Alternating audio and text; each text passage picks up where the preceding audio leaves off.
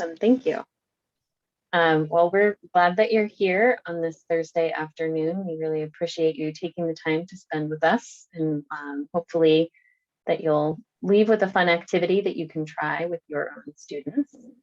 So today our lesson that we're going to play with is called Caution Wildlife Crossing. This is one of our environmental science lessons looking at how humans are impacting our ecosystem. So we're from the Tech Interactive in San Jose, and I am Sherry Burch. I'm a Senior Manager of Education Resources here at the Tech. So all things professional learning are my jam. And I'm here with Lauren Cage, one of our content specialists on my team, and she's amazing at writing some of this fantastic content and leading with professionals like yourselves. So today we're going to learn some strategies for defining problems. We're going to look at using empathy to drive design. And then at the end, we'll do some reflecting on how you can apply these strategies to other problems that your students might be solving. Okay, so for our agenda today, we're going to start out by meeting a couple of users. We will define our problem and design a solution for it, and then talk a little bit about other conservation innovations out there. But to get us started, let's talk about design challenge. So what is a design challenge? Design challenges use real-world problems to engage learners in an iterative design process. So that means they take students through a nonlinear process of defining their problem, imagining and creating prototypes of a solution, testing their prototype and reflecting on what they observed, and sharing out their solution. So if you want to go ahead and click for us there, Sherry. So our design process model also includes our innovator mindsets, or qualities we have identified that the successful innovators have. And they include being bold, curious, perseverant, empathetic, and collaborative. Next slide. I realized that we didn't even ask you anything about yourself. So if you wouldn't mind putting in the chat kind of what your range is that you teach, and maybe you could share with us the mindset that you're feeling the most today. That would be really great to get to know you a little bit. Okay, great. Thanks, Sherry, for pulling that out. Good point. Okay, so while you're putting that into the chat, we'll talk a little bit about some key features of design challenges. So some of the reasons that we love them at the Tech is that they are solvable by multiple solutions. So when there isn't one right way to solve the problem, the barrier to entry is low, which makes it easier to engage. They provide opportunities for iteration. So learners will hopefully start to see failure as an opportunity rather than a stopping point. It connects with participant interest. So it presents the challenge in a way that helps students to see how it connects to their own lives. And it also connects to real world problems, which gives students context for how learning translates to their goals and their dream to the future. Thank you very much, Lauren. So now that you have an idea of what we mean when we talk about design challenges, we like to use design challenges as a way of helping students connect with those real world problems and also content. So our design challenge today is called Caution Wildlife Crossing, I mentioned before. And to introduce this problem, I will ask you the deep and existential question of why did the chicken cross the road? And I welcome you to put an answer in the chat if you have one.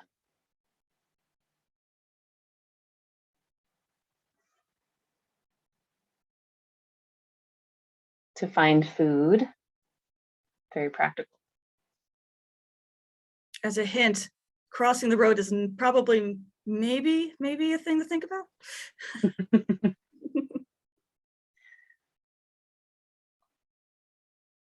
To get shelter. These are some important things that living things need. Seeing some science themes running through here. Awesome. All right, I can see that we're already in a, oh, okay, to see the other side. Ooh, that's like a curiosity piece. That's that mindset piece. I like it. I maybe expected to see to get to the other side, which is like the classic response, but we're serious here. I can tell we're ready to dig into content. So these days, why did the chicken cross the road? Because humans have interrupted its natural travel patterns with their transportation development, maybe, right? Because if the road wasn't there, the chicken wouldn't have to cross it. So this is one way that I might introduce a problem to you with a little bit of humor. I middle school by trade, so I like to be ready to throw my students off guard a little bit to get them thinking. With younger students, you might frame the challenge by bringing in a story. So in our lesson, we suggest this book called Faraway Fox by Jolene Thompson. And in this story, a young fox wanders into the suburbs and sort of gets lost and has to find their way back home. So with students, by reading that story, you build a little bit of empathy, you get to know the character, you get to see and kind of experience their journey with them. So that's a great way to bring students into this problem of animals' lives being kind of interrupted by that human development. So our design problem today that we will be challenging you to solve for is that we're going to act as wildlife conservationists to design a wildlife crossing. So wildlife crossings help animals to cross human-made barriers so that they can do those things they need to survive, like finding food and finding shelter, as we heard before. So we have a very professional role here as wildlife conservationists. It helps us think about, options for our future and the kinds of skills that we might need in careers that are interesting to us. So if you're not already aware, a wildlife conservationist is a person who protects species and habitats to maintain healthy ecosystems. So not necessarily just someone who is trying to protect animals, but someone who's thinking about the balances of ecosystems and how all the species contribute to and affect the balance within that ecosystem, including humans. All right, so let's think a little bit about who we're designing for in this challenge. So not just chickens are crossing roads. We have many species that need to cross our roads and highways to get to some of those resources they need to survive. And one of them, near and dear to our hearts in the Bay Area, is the California tiger salamander. This is an endangered species that primarily lives underground, but once a year, the salamander wanders out in a dark, stormy night in search of breeding grounds, usually a pond, and often they have to cross a road to get there. So you can imagine that if both salamanders and humans are trying to navigate the roads on a dark, stormy night, there are bound to be some fatalities. So that's one user we could possibly think about today when we're designing our wildlife crossing, is that salamander, that California tiger salamander, just coming up out of the ground, just looking for the pond party. One other species, with very different needs that we might think about, is the Thule elk. This is a protected species. Thule elk can be up to 700 pounds. So this is a very large species that you would be designing for. Thule elk need a lot of space to roam. They actually tend to be more of a nuisance. So they get into farms and get onto property where, that is not theirs, belongs to another species. And they need up to 15 miles a year of space that they will graze to look for food and water. So a very different kind of need there, but just as essential to our ecosystem. We want to make sure that those populations stay healthy. And the reason I titled this slide Mutual Danger is because you can imagine if a car and a Thule elk have an impact, that's going to impact them both. So the salamander you might not even know, but an elk you'll definitely know. And it's dangerous for both in that situation. So something to think about there. All right, so we're ready to start engaging with the design process. So defining problems is sometimes done by the educator presenting the challenge, but you could also invite students to help define the problem as a part of developing their critical thinking skills. So with very young students, this may look like having students ask questions about the problem or the scenario. But older students can also generate the criteria and constraints themselves. So speaking of which, let's talk about criteria and constraints. So our best practices at the Interactive for defining the problem includes determining both the criteria and the constraints. And these two categories for design requirements can help students think about how their design will meet the needs of their user while also existing in the real world. So the criteria are the things that design needs to be successful. So these are usually based on the needs of the user. So for this activity, keep in mind that the criteria will change depending on which animal that you choose. For the constraints are the limitations of the design. And these are usually based off of real world limitations, such as laws, standards, available resources, etc. So for example, a criteria could be that a car needs to have 4 doors, but the constraint will be that it has to cost less than $10,000 to build. Also, please note that for K through 2nd grade, criteria is often referred to as desired features and constraints are often referred to as design limitations. So next slide, please. So when you're defining your problem, it can often help to think about questions like these when you're considering your criteria and constraints. So things such as, does the animal travel in a pack? Do they prefer night or day? Do they need to hide from a predator? So these are all things that might change the requirements of the design depending on what animal you pick. You might also want to think about some of the general icons that we have at the bottom there, thinking about things like strength, stability, and specifically for the animals, sound and light. Okay, so we'd like to hear a little bit from you. We would love to hear what kinds of criteria and constraints you think you might include if you were going to do this activity in your classroom. So I'd love for you guys to add into the chat some ideas for desired features and also some ideas for design limitations as well.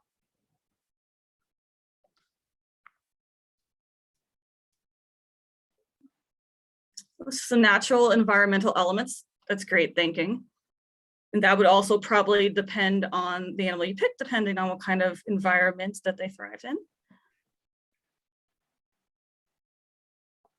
So cost is always a great thing to consider as well.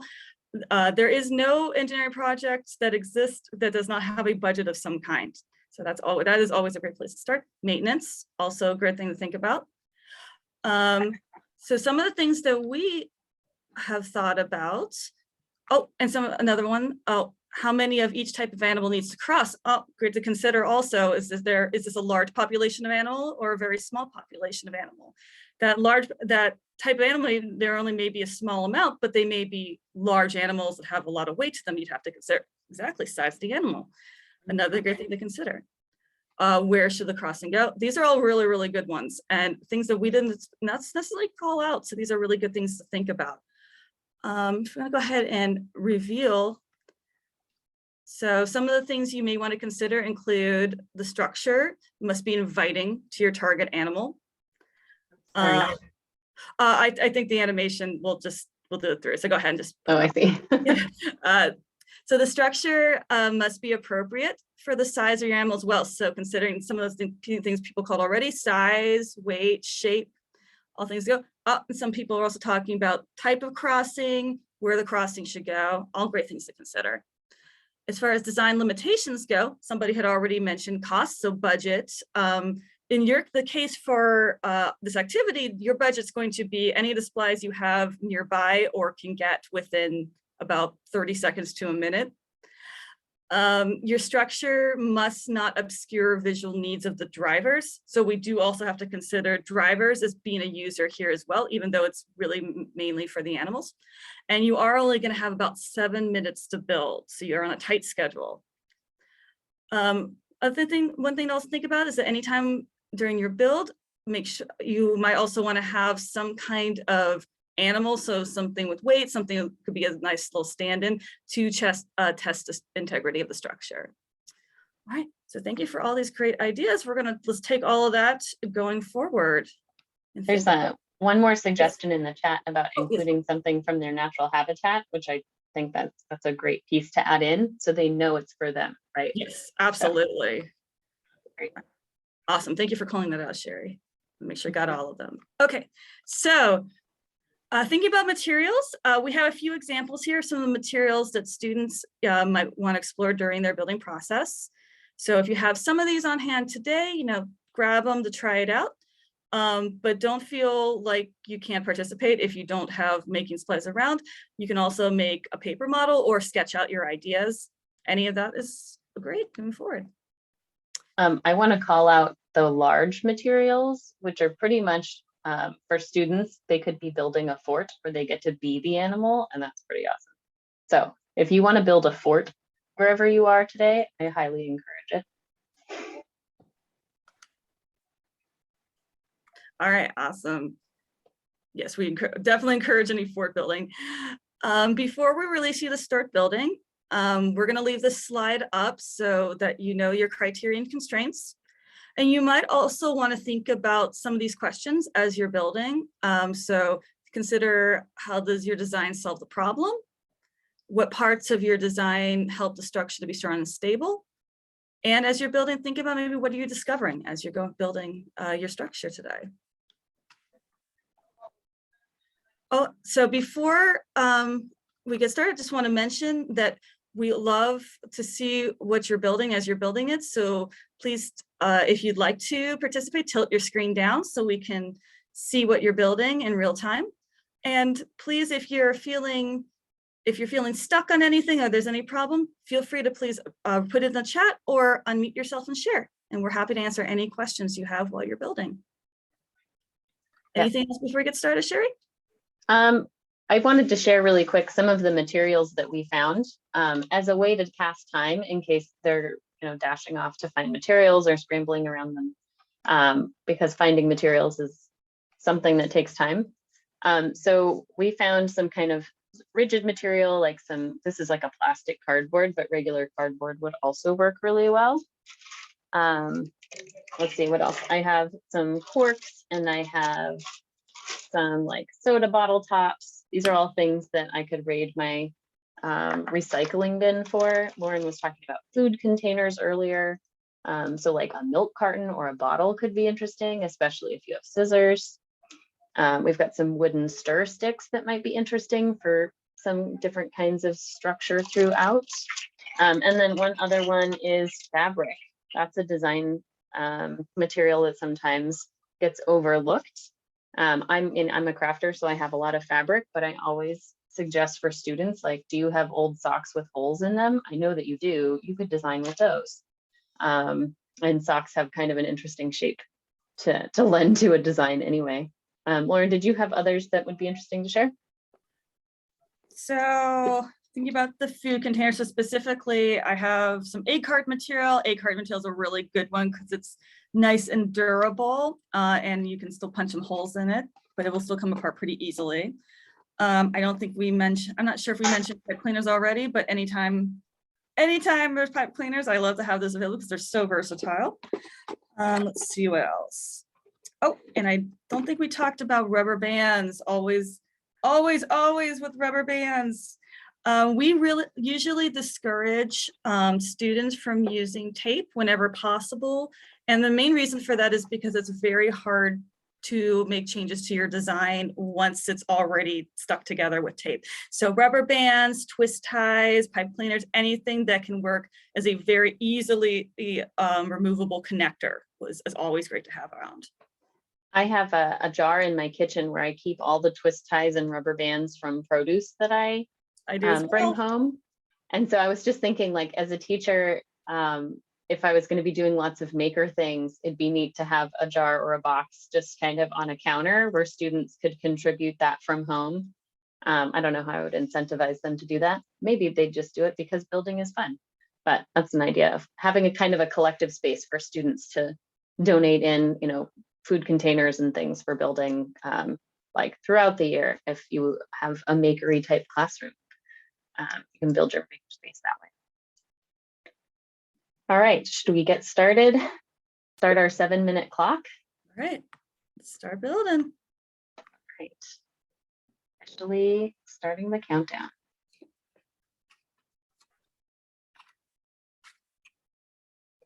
The first time I did this challenge, I absolutely refused to build because I just had so many ideas that my supplies couldn't bring it to life. And so I want to acknowledge that that's one way to approach this challenge, is to have to draw it out first. But you can also just get into your supplies, which is what I'm going to challenge myself to do today. I was going to say, that is what I am doing right now. I think of it as thinking with your hands. A lot of times I like to plan out everything ahead of time, but also a lot of times I'd like to, especially if there's a time limit, just start making and thinking about those, giving those criteria and constraints in my head as I'm building that and seeing what comes out. So right now I'm thinking I want to build for the salamander. I read a book recently that talked about a similar species having, they talked about someone else's experience observing a similar migration. And so it's really stuck with me. And originally I was thinking about like one of those wooden, like the scary wooden bridge from all the movies, like across the canyon. And then I thought, that's not super inviting for a salamander, so I might have to rethink my original idea. What animals are you all building for? I was just making a basic bridge, but I kept thinking about the poor salamanders. If it's going over a road in order to make it high enough for a car, that's awfully steep for a poor little salamander. Good point. Might have to be kind of long and sloping.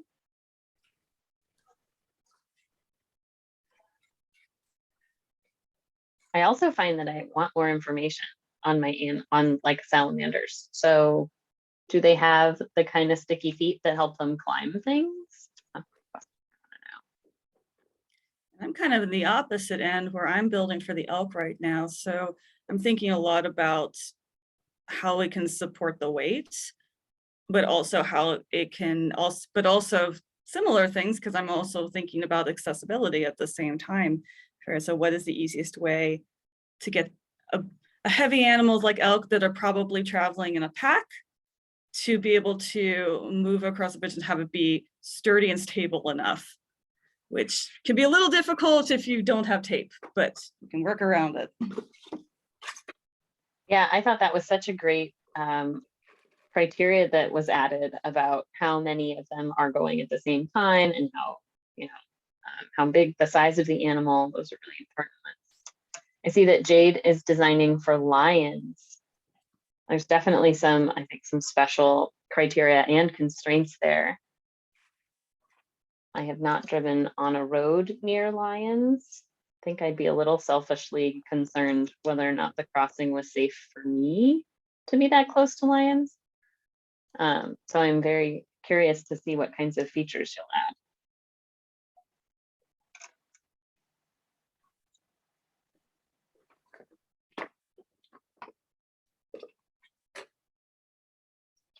And I love that I can see what you are building, Tamara. Who are you building for?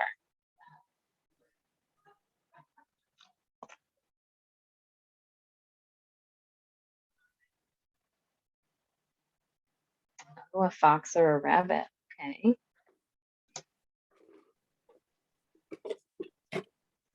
It'd be neat to build a crossing that could work for either a fox or a rabbit. I feel like you'd have to give them different routes, right? So it wouldn't become an ambush situation. Yeah, I was just thinking, I was like, oh, that seems like it'd be great for the fox, but I bet there's a good design workaround that could work well for the hare. Right. I mean, that's a good point, that lots of animals live in the same ecosystem, and it would make sense for them to be able to utilize one kind of wildlife crossing, right? So one crossing that works for lots of different species because they all live there. We are at 4.5 minutes. I meant to tell you sooner, but and then I was building. This is how I get in trouble. So if you haven't yet started thinking about how you might test what you have, you might try that. So I have just a little bit of a design so far. And I was thinking I was going to put something over it so that salamanders wouldn't fall through it. So I'm going to do that real quick and then I'll test it.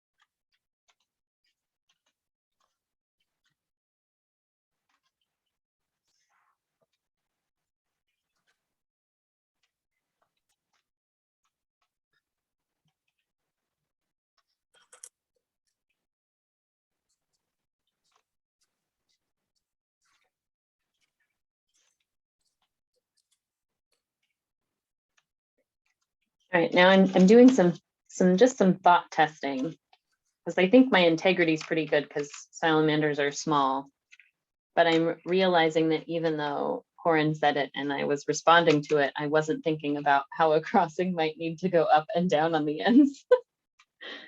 So yeah, I'm thinking maybe I only have half of a crossing, but this could be one side of it maybe.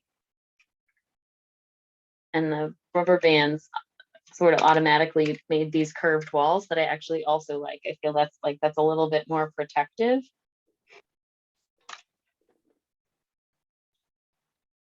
All right, we're down to our last 30 seconds.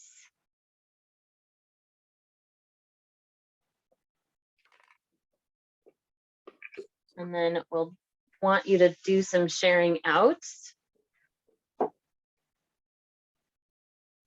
We'll want to know a little bit about your, who you're building for and what kinds of features you added for them, what you learned while you built.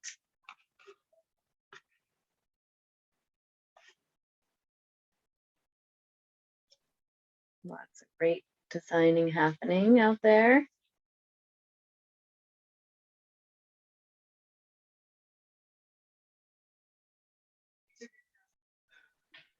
All right.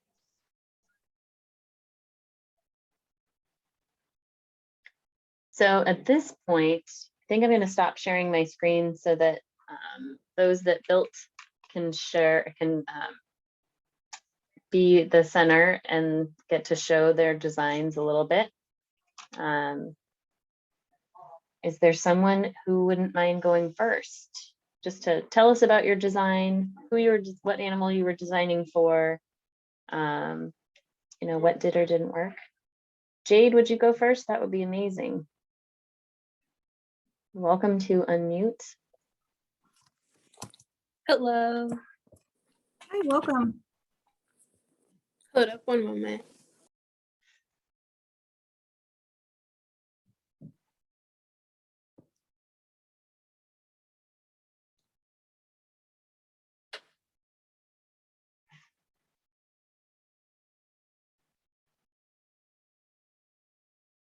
Ah, Okay, so here, this is a water. And right here, that is food. And then for the bridge, it's like made out of wood. And these are logs. And these are all sticks. So the lion can walk past, like, if it's like it's a natural habitat over here. And then it walks over all the way to the top where it could be like forest and or some place dry or something like that.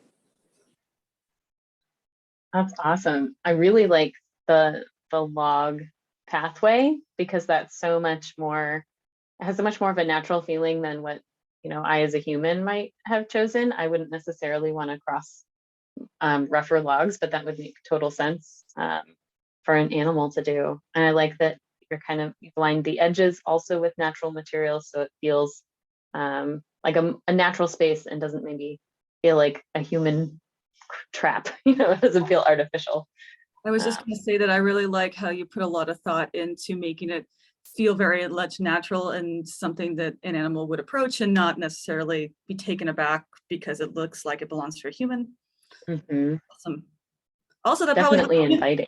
it also helps humans as well, because we might naturally look for something that looks human made and say, oh, this is for humans to cross. Whereas we look at that and go, oh, okay, I see, this is for not necessarily for me, made for me. Oh yeah, good point. I'm not going to just wander in there and be like, that looks like it's not for me. Awesome. Thank you so much, Jade. I'm curious if you would share,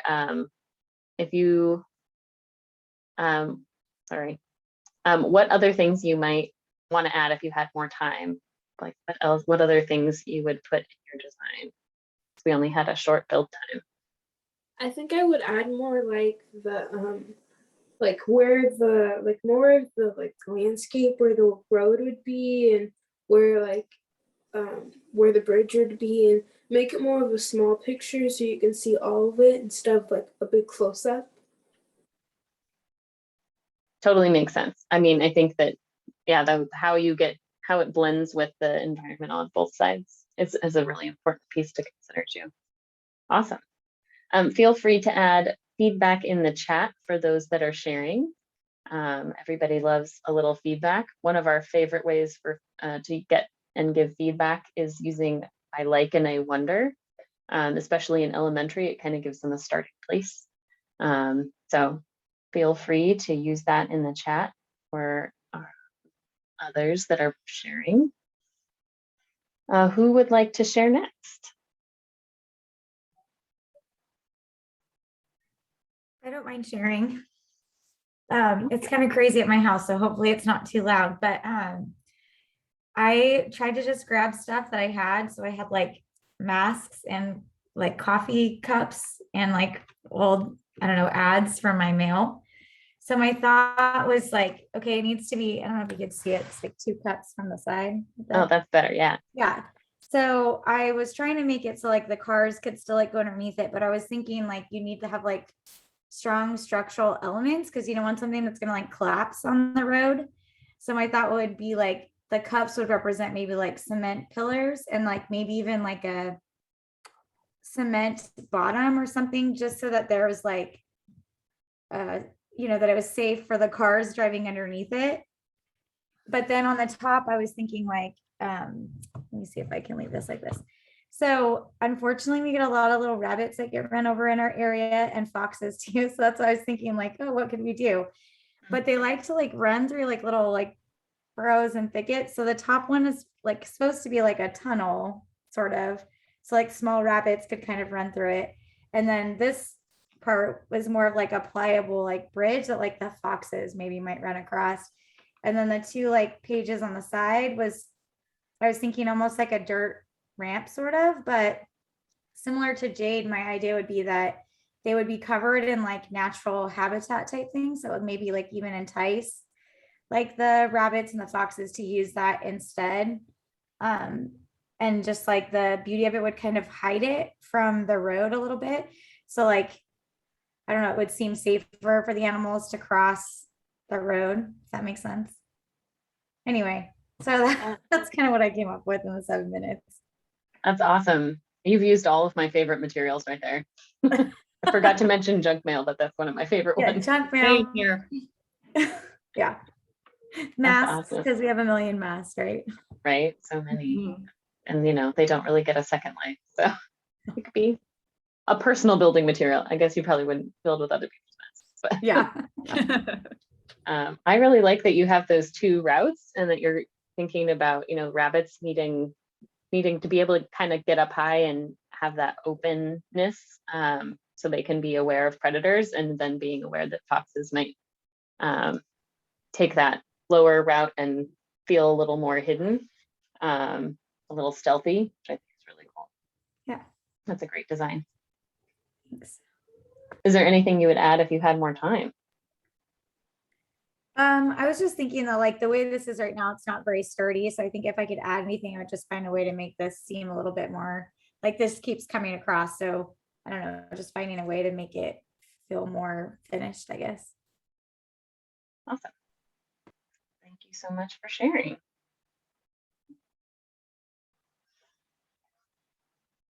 Awesome. I'm glad to hear your feedback in the chat. That's awesome. Melissa, I don't know if you're in a place if you can't unmute or share, but if you have thoughts about an animal that you did or would design for, please feel free to share. I had a really hard time. I'm not a hands-on making things kind of person, but yeah, I was really impressed with what I saw. Yeah, 7 minutes, I just can't. I think I get stuck with too many things going through my head. I was thinking about the elk, and then I thought, well, maybe a light warning system triggered by a car coming, would be helpful, because I don't know about building something that can help an elk cross safely without, injuring the elk or the car and the people. But I thought maybe a warning system would be kind of helpful. I love that idea. I think a warning system is a really great solution for this kind of problem, especially because not every solution is going to be a crossing. And for something like an elk, it does make perfect sense that you wouldn't put as much energy into building something super robust, but instead just try to help influence their natural patterns with things they're already familiar with. That's really awesome. And then about the oak, and then I thought about an overpass for the smaller animals, but then I couldn't figure out what's the height of the tallest truck that's going to be coming through.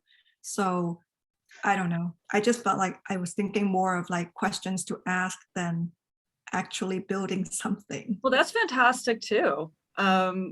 Being able to kind of to think about all of those factors. We do activities sometimes in the interactive we call systems design challenges, where you have to think about all of the very many problems and things to consider when thinking about a really big problem. So you demonstrated that really great right here, that there's so many different kind of directions you can take it in and different things that you can consider.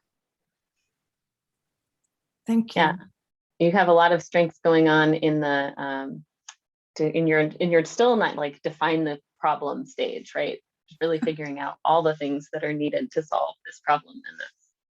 And I think we need thinkers who think like that, right? That are really thinking about all the details. So I really appreciate you coming with that perspective to it. I also wanted to point out that sometimes you'll have that student who wants to solve it a different way, and that can be uncomfortable as an educator, because you're like, I've read all these materials and they're not building a bridge, like they want to do flags and I don't know what's going on. And so I think it's a great opportunity to really celebrate that different way of thinking, that we've asked you to build something kind of specific, but is that the right solution to the problem? Is there a better way to solve this problem with something different? And we can always go back to that problem, right, and think about what are the criteria and constraints that we set. Did we say we had to build a bridge? I guess we didn't. So we could really come back to how are we solving that problem, more than are we solving it the way that we thought we would. So awesome. I mean, we didn't even pay you to say that, Melissa, so thank you for bringing that in here. Oh yeah, Corin, I agree. Then it might make more sense to build a tunnel under the road for salamanders, because that's where they were already. Yeah, totally, good point. Well, this is an awesome conversation, but I want to make sure we can get the rest of these resources to you. So I'm going to share my screen. Maybe.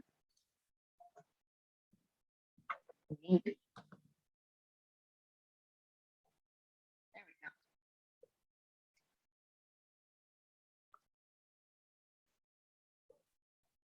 Okay.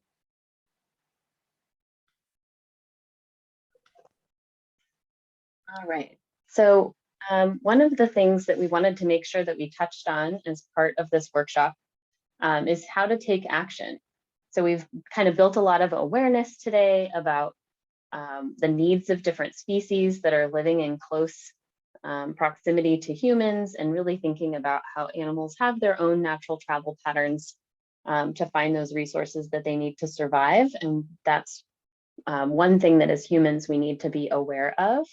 So one thing that you might do with students to help continue this thinking and to start taking some action is to look at the Banff National Park wildlife crossing. You can kind of see some examples of how humans are already trying to solve this problem. So that's one way that they can see how others are taking action. And then getting really into the heart of where we are, at least in San Jose, our local open space authority is kind of our park system, and they do a lot of outreach and education around local species. So some of the things that they talk about are advocating for native plants.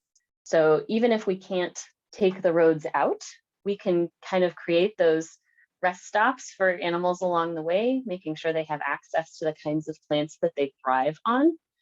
So when you're putting native plants in your yard, you're kind of creating a stopover for that butterfly, that bird, that salamander that's trying to get somewhere else, and you've given them kind of a safe haven on the way. So that's one really useful thing that students can think about. They may not be in charge of landscaping at their house, but someday they can think about limiting lawns or advocating for taking lawns out. They're beautiful. They have a cooling effect, but they're really not a natural habitat for most animals. They attract Canada geese, which is a different problem entirely, but they're not really useful for a lot of local species. So limiting lawns and leaving some leaves. This is a great time of year to talk about what to do with all the leaves on the ground, right? They're great, they're beautiful, they help us feel like it's fall, but what's more, they're providing a winter habitat for a lot of little critters in our yards. So, it might feel like the responsible thing to do to clean up our leaves, but really the ecological thing to do for our other species neighbors is to just leave them there and allow those species to winter over. So those are some different things that you can think about with students to help kind of bridge between those human impacts or creating some of those safe spaces for different species to live. On a larger scale, we at the Tech have been working with some really fantastic organizations in thinking about conservation innovation. So on a larger scale, protecting species globally. One of those is Wild Me, and it's a company that uses AI to count individuals within animal populations so they can more accurately monitor the behavior and the travel patterns and just the true population size of different endangered species. So that's a pretty neat thing to look into. And then Smart Parks is an organization that offers sensor technology to help minimize and reduce poaching of endangered species. So these are two companies doing really amazing things in the conservation world using technology. So some neat examples to share with students. And very important to us, near and dear, is making sure that our content is relevant to what students are learning. We want to make sure that they're making all of those connections. So today's workshop ties closely to the engineering standards from NGSS around developing possible solutions. So I've listed there kind of by grade band, depending on who you're working with, those skills that really align well with this lesson. And then our environmental principles and concepts, we're looking at principle 2 and thinking about how changes to our natural systems due to the growth of human populations and our expansion affect the biological diversity and viability of natural systems. So very clear connection there to help students really look at how people are influencing the natural systems that we live within. All right, so as we wrap up today, we want to make you aware of some of the resources we have available. We do have both an activity guide and a video available for the activity we did today, Caution Wildlife Crossings. So I encourage you to check out that on our website. We also have the links available. These slides will be available after. We also want to make sure that encourage you to check out our brand new exhibit, Solve for Earth. So Solve for Earth is focused on helping visitors see the systems within our communities and daily lives that impact the environment and life on Earth. So if you are unable to visit the tech, we recommend you check out the content on our exhibit website, solveforearth.com.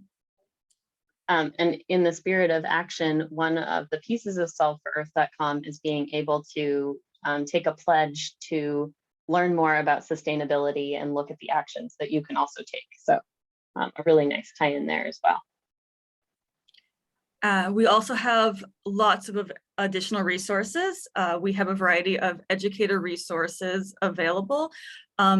So we have a large library of virtual professional development to check out. We also have a variety of parent guides and videos at it's changed to tech.com at home. We also have Spanish versions available at tech.org/encasa. And we spent all of our pandemic time creating resources that were easier to use at home so that parents can more easily guide activities when their students are at home. So we know that many students are back at school, but for those that may be at home quarantining, these are really easy guides to pass along to parents for things to keep them thinking at home. And so last of all, just want you all, everybody to keep in mind that you are learning the iterated too. So be flexible. Don't be afraid to test and reflect different ideas and encourage your students to share their creations. And we'd love to know what you want to try next. And thank you so much for coming out today. We really appreciate it. We do. Comments in our Great. chat. And yeah, before you head out, I want to share just a couple things. So maybe I can share my screen. Absolutely.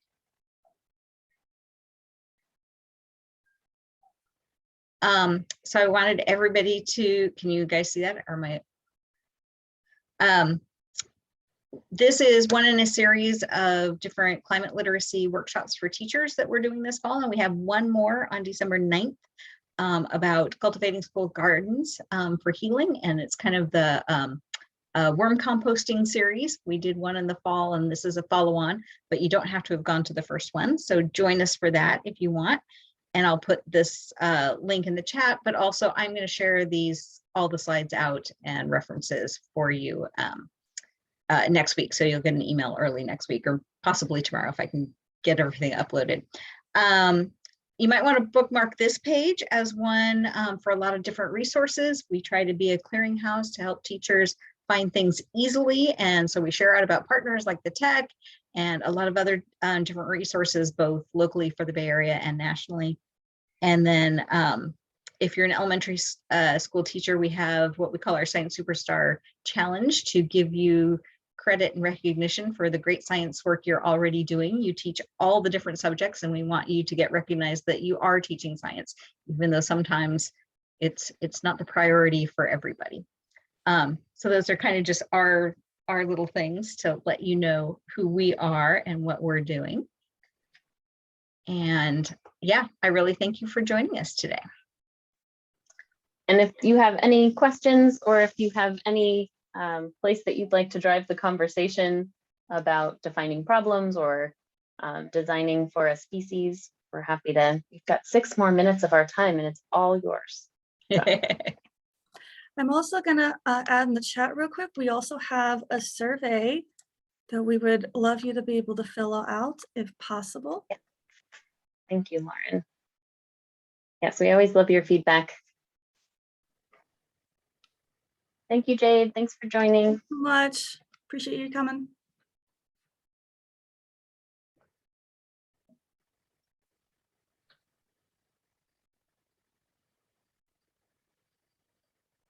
Great. Did you have any questions, Melissa? Oh, Oh. it's going to do the survey. Excellent. I'm just going to go ahead and do the survey, but thank you so much for your time. I really appreciate this. We Thank you for appreciate taking that your you time. came out. Yeah, thanks so much, Thanks for Melissa. coming and for filling out the survey. Thank you so much. I learned a lot. Thank you. Awesome. Excellent. I